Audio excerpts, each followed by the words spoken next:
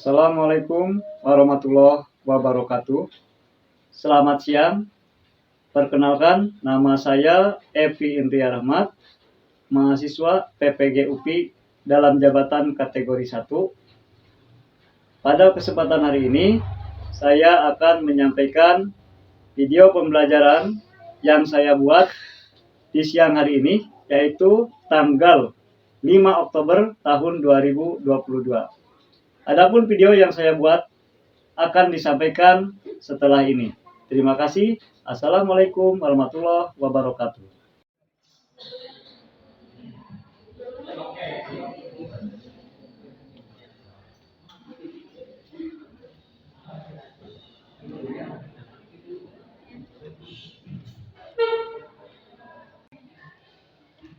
Assalamualaikum warahmatullahi wabarakatuh.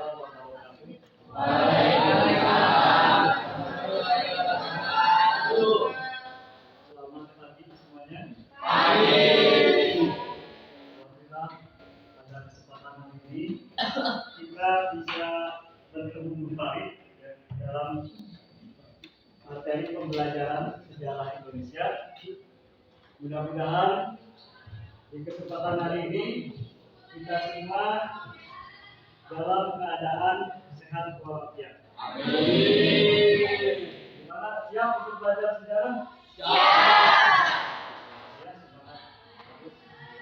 Kemudian juga sebelum kita mulai, tidak lupa Bapak ingin mengajak kalian semua, termasuk kepada diri Bapak sendiri, kita untuk selalu bersyukur kepada Allah yang Maha Kuasa, yang mana atas berkat rahmat dan karunia-Nya kita semua masih diberikan umur yang panjang, masih diberikan kesempatan sehingga kita masih bisa melakukan aktivitas seperti biasa.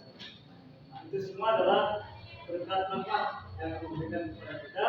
Untuk itu, marilah kita semua sebelum memulai pembelajaran ini kita berdoa dahulu. Ya. Dan untuk doa silakan dipimpin atau dibimbing oleh ketua kelasnya ya, Fadil.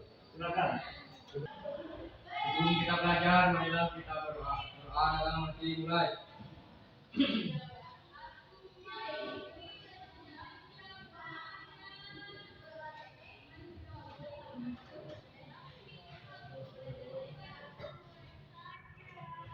Selesai. Salam.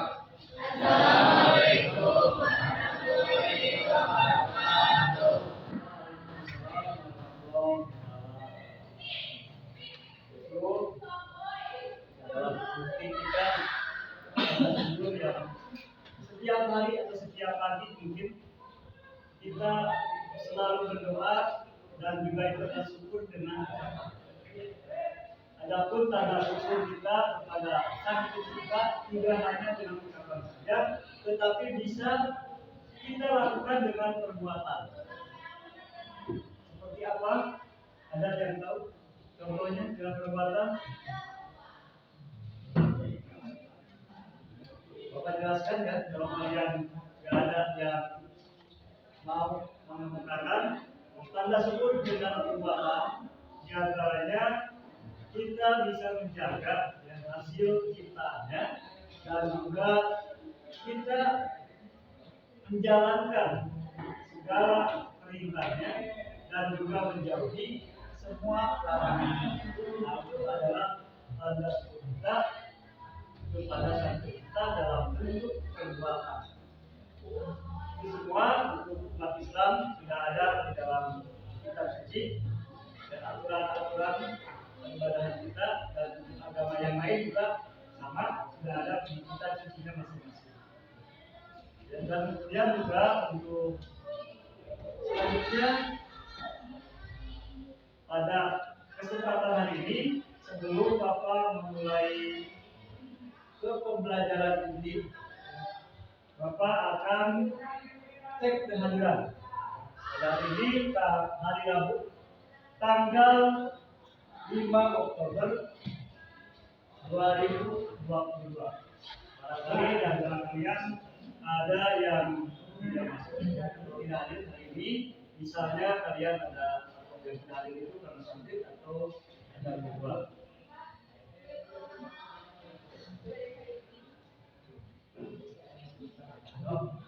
Untuk kehadiran hari ini, Bapak akan absen atau akan cek kehadirannya satu persatu. Anggi Purnasan, Ali Ramdhani, Aula Hasal, Cecep Nurrahman, Dara Nurfadilah, Denny Ardiansyah, Jaki Alamsyah, Fadilah Insani, Jira Yunita, Iqbal Mubarok, Irjazah, Jenny Muhammad Al-Farisi, Julia Rahmawati, Kulsum Nuraini, Leni Ayu Rahmawati, Leni mana? Muhammad Hamdi Safari, Muhammad Rasya, Nova Rupiansa, Nur Jamilan, Fadila Nur Ajijah, Putri Alicia, Raisa Jismi, Repi Jasinda Amelia, Renaldi Fajar, Lisa Janratu Lisa, Rizky Andika, Rosalinda, Salman Farisi, Salsa Meida, Salsabila Alisa, Sandy Nugraha, Siti Aulia Nurdina, Walfri Haya Fitri. Ada 2 orang yang tidak hadir pada kesempatan hari ini dan keterangannya adalah sakit. Ya. Nah, Bapak ucapkan terima kasih untuk siswa-siswi kelas 10 ini yang pada hari ini bisa masuk semua dan tidak kesiangan. Dan mudah-mudahan Allah selalu memberkati kalian dan memberikan rahmat kepada kalian semua. Untuk selanjutnya, pada pembelajaran hari ini, Bapak akan melanjutkan materi tentang kehidupan masyarakat Praksara. Ini materi yang pada minggu yang lalu juga sudah Bapak sampaikan, sudah Bapak jelaskan. Ya. Di antaranya, kalau yang minggu yang lalu masih ada yang ingat tentang apa? Sebelum ke sini, ada yang ingat ya? Tentang apa? Menelusuri peradaban awal di Kepulauan Indonesia. Tentang menelusuri peradaban di Kepulauan Indonesia. Coba apa saja itu di antaranya? Coba Fadil disebutkan apa saja? konsep berpikir kronologis, diakronis, sinkronis, ruang, dan waktu dalam sejarah. Ya, jadi kita pada pertemuan sebelumnya mempelajari tentang bagaimana atau pengertian mengenai konsep berpikir diakronis, sinkronis, ruang dan waktu dalam sejarah. Kalian kan sudah menganalisa dan juga sudah bisa menjelaskan tentang materi-materi tersebut di pertemuan minggu yang lalu. Kemudian juga setelah materi tersebut, kalian juga pada waktu itu sudah dapat menjelaskan tentang pendapat para ahli mengenai asal usul manusia di Indonesia. Dari mana saja manusia yang hidup di Indonesia yang pada waktu itu menempati di kepulauan juga, itu juga teori-teorinya yang sudah dijelaskan dan kalian juga sudah mempelajari waktu itu. Nah, untuk hari ini Bapak akan menjelaskan materi pokok tentang perkembangan teknologi masyarakat pada masa pra-aksara. Jadi tentang materi ini, dan untuk materi ini kalian ada sesi diskusi, ya. Dan kebetulan untuk kesempatan hari ini kelompoknya sudah ada, kalian sudah berada di kelompoknya masing-masing. Nah, silakan kalian untuk bisa mengamati dulu, ya, materi tentang perkembangan teknologi pada masyarakat bangsa yang akan Bapak paparkan dalam bentuk tayangan video, ya. Cuma Bapak mohon maaf barangkali untuk audionya sengaja di sini audionya tidak Bapak volumenya besarkan, ya. Jadi kalian bisa mengamati dari tahap demi tahap dari materi ini, ya, sampai perkembangan teknologi yang dilakukan atau yang diciptakan oleh masyarakat bangsa, yaitu teknologi yang bisa dibilang paling sempurna, ya, yaitu perkembangan teknologi penemuan obat. Itu yang diantaranya, dan silakan untuk saat ini kalian bisa mengamati dulu.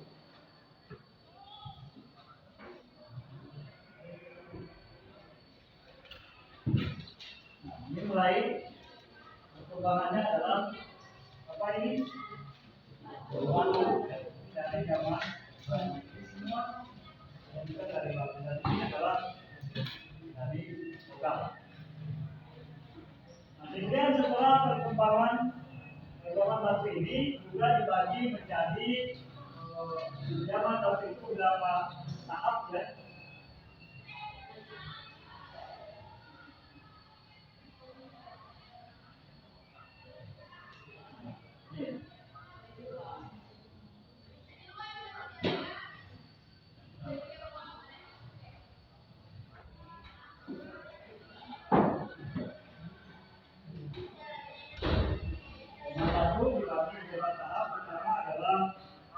Zaman Paleolitikum atau bisa disebut juga zaman batu tua.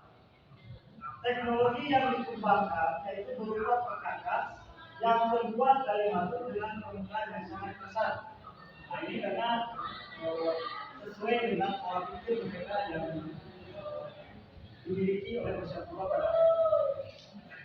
Kemudian teknik yang digunakan untuk membuat peralatan secara umum dibagi dua, yaitu teknik penyelidikan dan teknik memecah alat batu. Nah, ini contohnya gambar tentang penyelidikan batu yang besar ini, kemudian seolah seperti pasir, jadi dibentuk menjadi batu-batu yang kecil seperti ini contohnya, jadi pecah.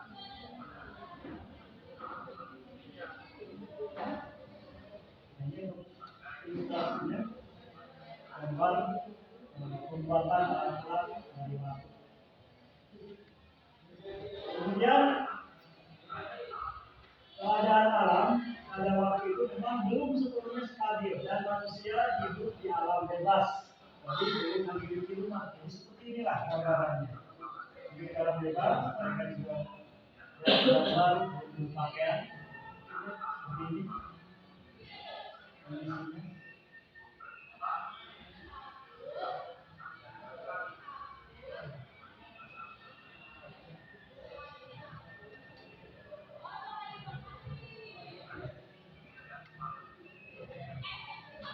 Kemudian untuk kebudayaan Paleolitikum di Indonesia ini dibagi atau berada di beberapa daerah yang ditemukan di Indonesia, yaitu diantaranya adalah kebudayaan Mando dan kebudayaan Pacitan. Kemudian apa saja yang ada di kebudayaan Mando dan ada di kebudayaan Pacitan? Ini diantaranya ada peralatan tulang dan nadi. Jadi alat-alat yang ditemukan di Nando ini adalah peralatan yang berasal dari tulang dan tali. Apa saja yang berasal dari tulang dan tali? Di antaranya ada flex.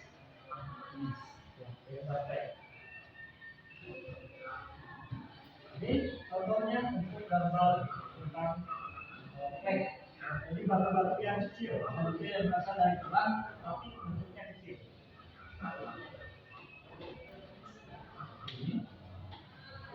Ini bisa digunakan sebagai kuncinya adalah pisau. Kemudian juga untuk kebudayaan yang ditemukan di Pacitan. Apa saja kebudayaan yang ditemukan di daerah Pacitan? Di antaranya yaitu adalah berupa tapak genggam. Berupa tapak genggam. Kemudian juga ada kapak limbas, ada juga flex. Jadi sama seperti yang ditemukan di daerah Nado, cuma mungkin bentuknya yang berbeda. Nah ini gambarnya dari yang disebut dengan kapak genggam ini. Nah ini biasanya dipakai untuk menggenggam bola bagian atas. Kemudian ini adalah kapak limbas. Dengan kapak limbas, dan ini adalah yang disebut dengan flex. Bisa yang dipahami untuk gambar-gambarnya. Untuk selanjutnya, siapa saja yang menggunakan peralatan-peralatan itu, baik yang ditemukan di Nandong maupun di Pacitan. Di antaranya adalah manusia pendukungnya, yaitu dari jenis pertama adalah Meganthropus paleogermanicus. Meganthropus ini adalah merupakan manusia yang bisa disebut manusia raksasa karena besar. Kemudian yang kedua adalah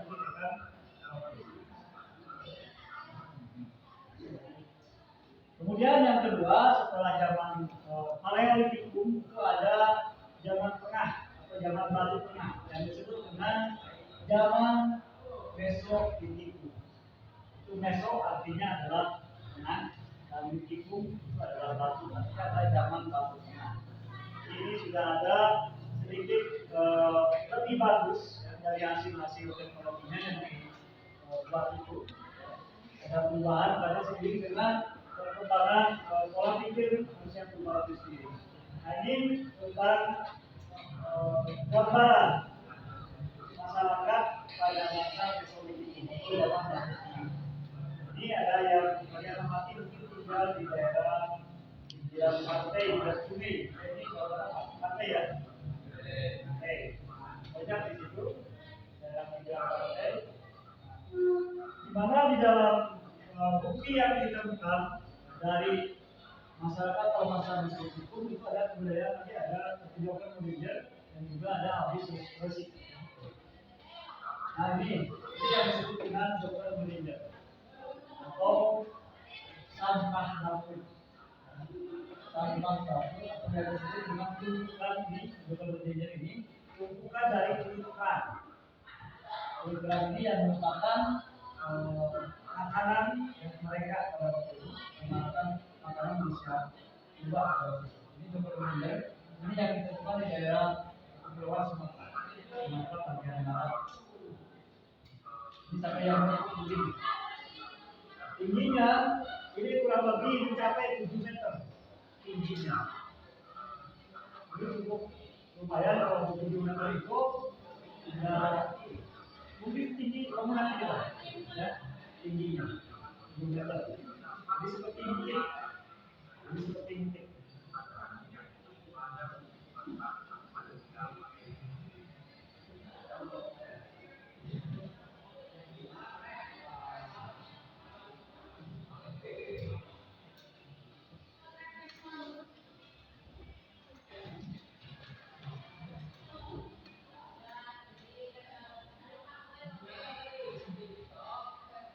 Nah, selain tadi ditemukannya container atau sampah dapur juga ditemukan peralatan seperti ini yang terbuat dari batu. Kalau kalian amati mungkin Barusan seperti ini. Ulangi lagi gambarnya.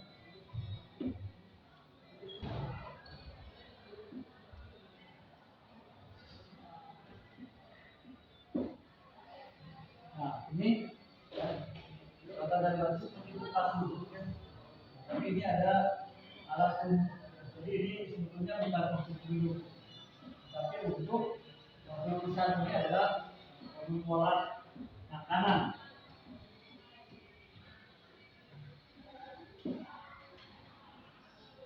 Kemudian selain tulisan juga ada pendor. Ini yang disebut dengan pendor. Kemudian mungkin waktu itu juga pernah ya, Bapak jelaskan gambarannya tentang pendor itu, tapi gambarnya mungkin nggak tahu seperti apa. Ini gambarnya, ini ya, gambar pendor.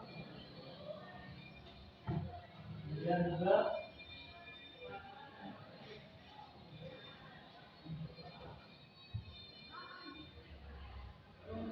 ini yang disebut dengan abis secusi.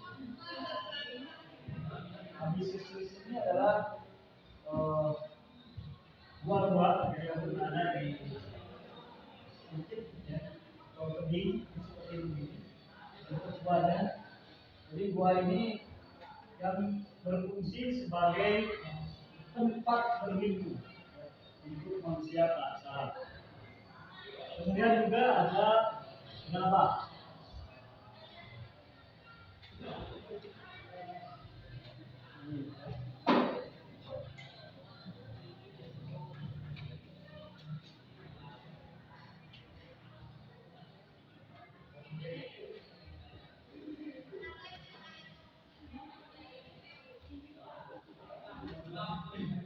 Gabah fungsinya itu menampung makanan atau tempat penyimpanan air.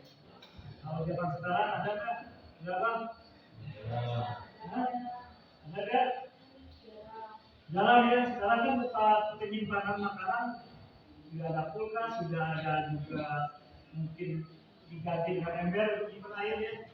Kalau dulu kan itu pakai gabah seperti itu. Kita juga ada sih coba dulu pakai kendi dan sebagainya. Yang terbuat dari tanah liat. Nah, kemudian ada flex bergigi. Nah, ini gambar flex bergigi.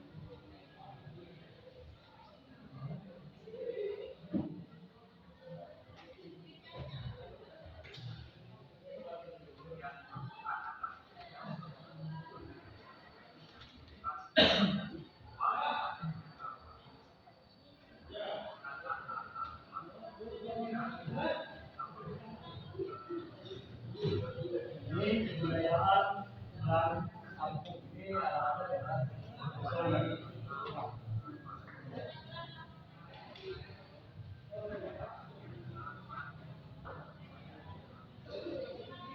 ini adalah tradisi mengubur mayat di dalam gua. Tradisinya ditulis di sini untuk penguburannya.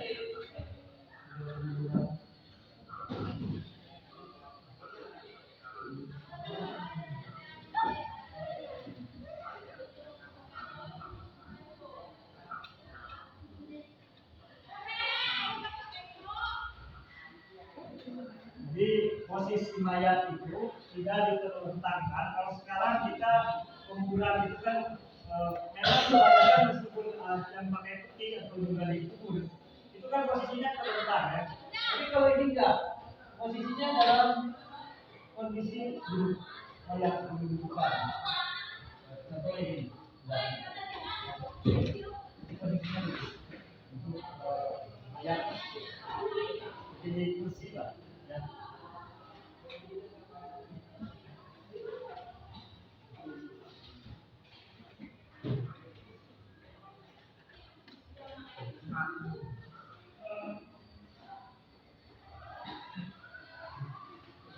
Kemudian yang selanjutnya adalah zaman Neolitikum. Jadi setelah Mesolitikum ada Neolitikum atau zaman batu muda.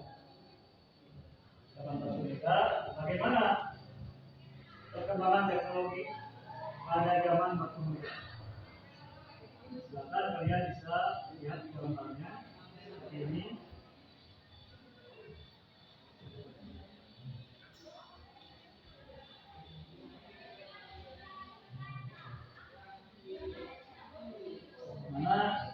Zaman Neolitikum ini dibawa oleh orang-orang yang bermigrasi, yaitu dari kelompok Melayu ke Nusantara, pindahan bangsa kelompok Melayu. Ini peta mengenai perjalanan ya, atau migrasi kelompok Melayu ke Indonesia. Ini petanya. Jalur perjalanannya yang dimulai di sini dari Yunan, maksudnya dari Yunan. Nah, kemudian dari Yunan itu ada yang masuk di sini ke arah timur, ya, ke sini. Yang ke arah timur masuk ke diantaranya adalah ke Papua dan juga Sulawesi. Nah, kemudian ada yang masuk ke dari Yunan itu adalah ke arah barat, ya, ke arah barat, ini masuk ke Pulau Sumatera, diantaranya kemudian ini ada yang ke Filipina, kemudian juga Malaysia, dan jalurnya di sini ya Kalimantan. Ada empat jalur migrasi untuk bangsa atau Melayu melalui jalur barat. Ini ada 4. Ini ya, gambarnya.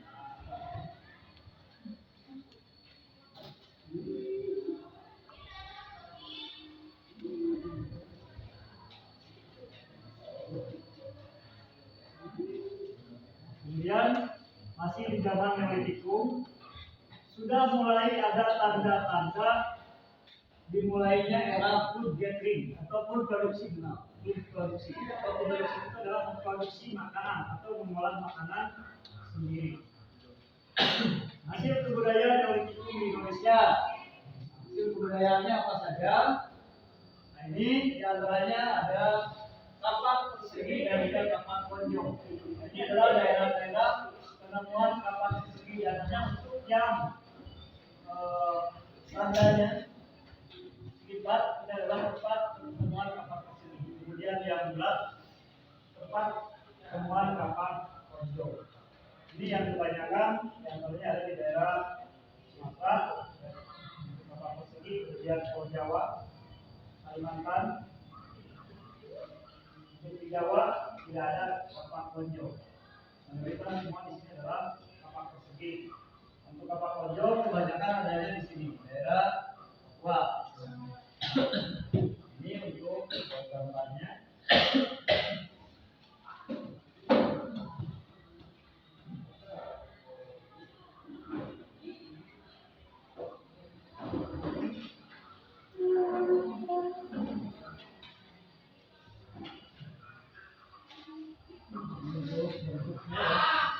Ini adalah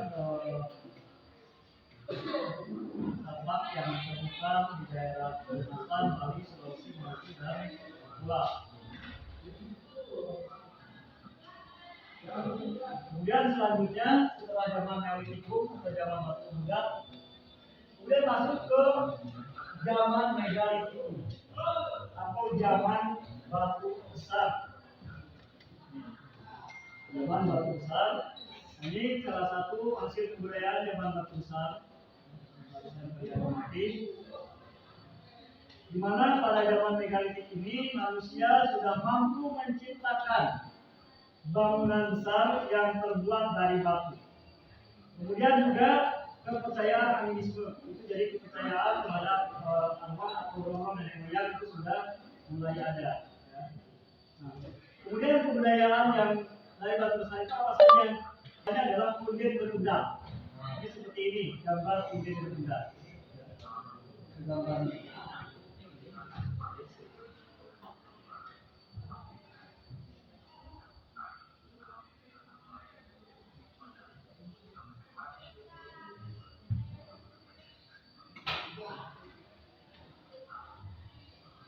Ini fungsinya adalah sebagai punden berundang itu, fungsi sebagai lokasi pelaksanaan pemujaan atau tempat pemujaan yang sama seperti Candi Borobudur.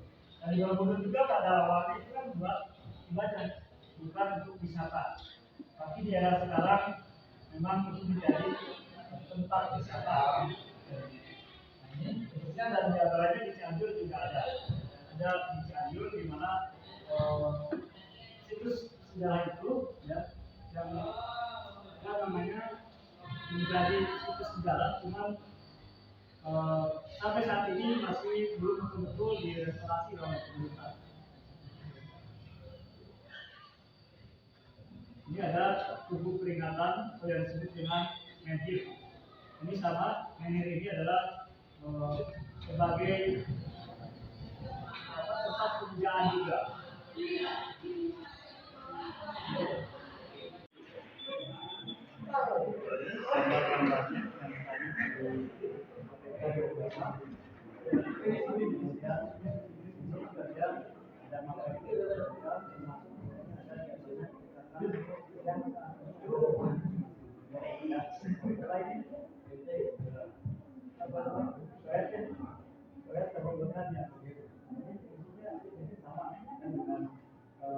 Apa namanya yang dipakai manusia kuno kalau ini ada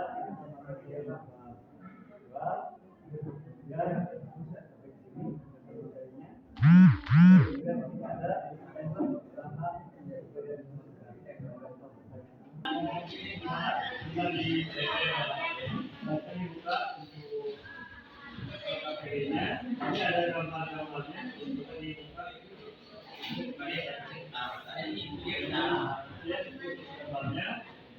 Dan juga namanya ada itu untuk penggunaannya ini tadi sudah Bapak sampaikan di depan.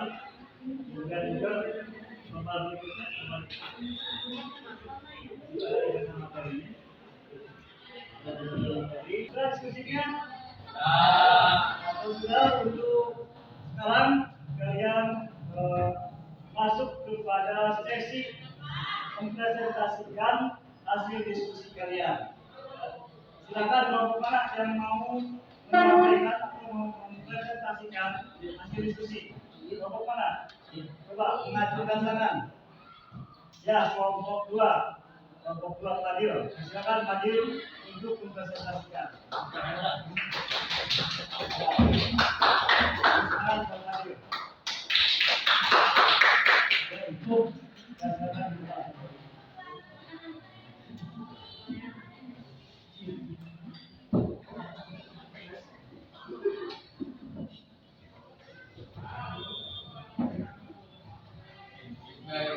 Assalamualaikum warahmatullahi wabarakatuh.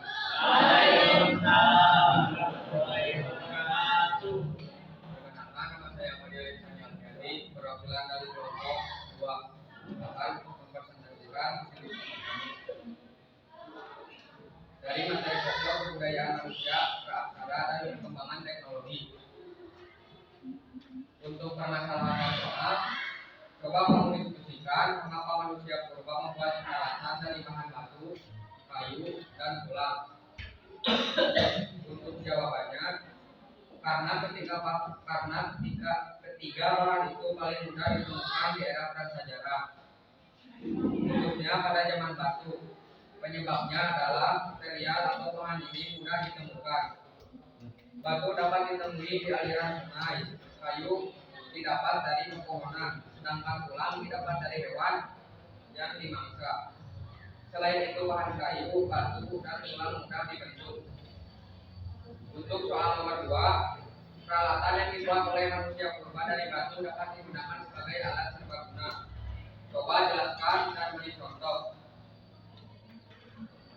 Jawabannya, perkakas yang terbuat dari batu mempunyai permukaan yang lebih tajam sehingga lebih cepat dan memudahkan untuk membantu manusia purba. Misalnya, untuk memotong daging lebih mudah menggunakan batu daripada kayu. Contoh peralatannya, alat seperti dari batu yang dipakai untuk mengganti atau memotong daging, berburu hewan, dan memotong kayu. Soal nomor 3, coba kamu inventarisir alat-alat manusia purba pada zaman batu dan masukkan ke dalam tabel di bawah ini. Alat-alat pada zaman praksara atau zaman purba ada 7 yang saya bagikan teman-teman. 1. Kampak benggal, kegunaan untuk berburu, ditemukan di daerah Bali, Kalimantan Selatan. 2. 2. Alat sepi kegunaan untuk menusuk ditemukan di daerah Jateng dan Flores. 3. Kampak persegi kegunaannya untuk mencangkul ditemukan di Sumatera, Jawa, Nusa Tenggara. 4. Kapak lonjong kegunaannya memanat mencangkul ditemukan di daerah Nusa Tenggara, Maluku, dan Papua. 5. Mentir kegunaan tempat pemujaan ditemukan di daerah Sumbar. 6. Dolmen kegunaan tempat sesajen ditemukan di daerah Lampung. Dan terakhir, sarkofagus digunakan untuk peti mati ditemukan di daerah Bali. Ya, hasil presentasi saya. Maaf bila ada kesalahan. Wassalamualaikum warahmatullahi wabarakatuh. Waalaikumsalam. Terima kasih buat kelompok semua.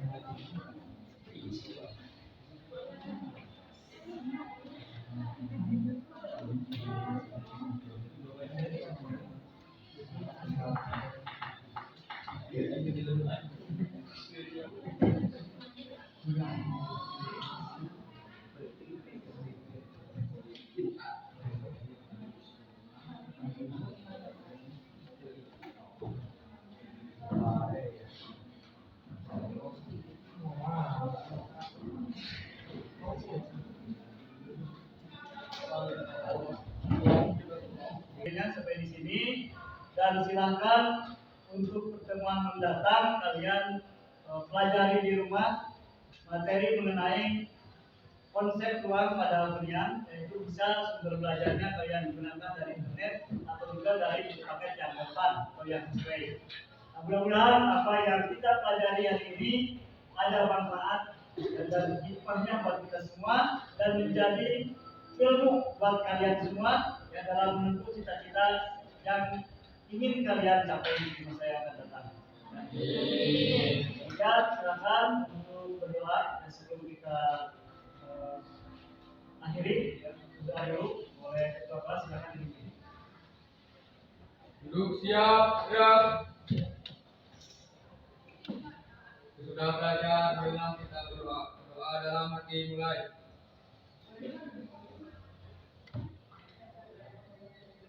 Selesai. Bisalam. Assalamualaikum warahmatullahi wabarakatuh. Waalaikumsalam warahmatullahi wabarakatuh. Terima kasih atas perhatiannya. Assalamualaikum warahmatullahi wabarakatuh. Waalaikumsalam warahmatullahi wabarakatuh.